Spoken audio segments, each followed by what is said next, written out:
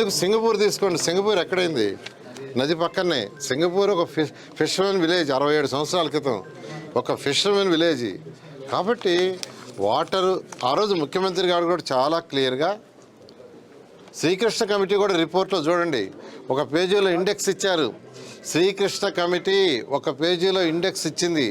ఆ ఇండెక్స్లో water, railway, national road మార్గము ఇవన్నీ తీసుకుంటే హై ప్రయారిటీ ఇండెక్స్ ఇక్కడికే ఇచ్చారు. హై ప్రయారిటీ ఎక్కడ ఇచ్చారంటే అమరావతికే ఇచ్చారు. శ్రీకృష్ణ కమిటీ రిపోర్ట్లో ఆయన రకరకాలుగా రాశాడు, రకరకాల ప్లేస్ అన్నీ సజెస్ట్ చేస్తూ తర్వాత ఒక ఇండెక్స్ ఇచ్చాడు. ఎక్కడ విజయవాడ, గుంటూరా, లేకుంటే ప్రకాశమా, లేకుంటే ఈస్ట్ గోదావరి, వెస్ట్ గోదావరి, ఆ ఇండెక్స్లో చాలా క్లియర్గా ఇచ్చిన పాయింట్లో మెజారిటీ పాయింట్స్ ఇక్కడే ఇచ్చారు. మీరంతా స్టడీ చేయాలి. పైన ఏదో మైండ్ నెగటివ్ పెట్టుకొని నెగటివ్ మైండ్తో మాట్లాడటం కాదండి. తరోగా స్టడీ చేయండి, పిన్ పాయింట్గా మాట్లాడండి. ఏదైనా ఉంటే ఖచ్చితంగా మేము స్వీకరిస్తాం, దాన్ని చేస్తాం. అంతేగాని ఏదంటే అది మాట్లాడి ప్రజల్ని మాత్రం అడ్డదారులు పట్టించారు.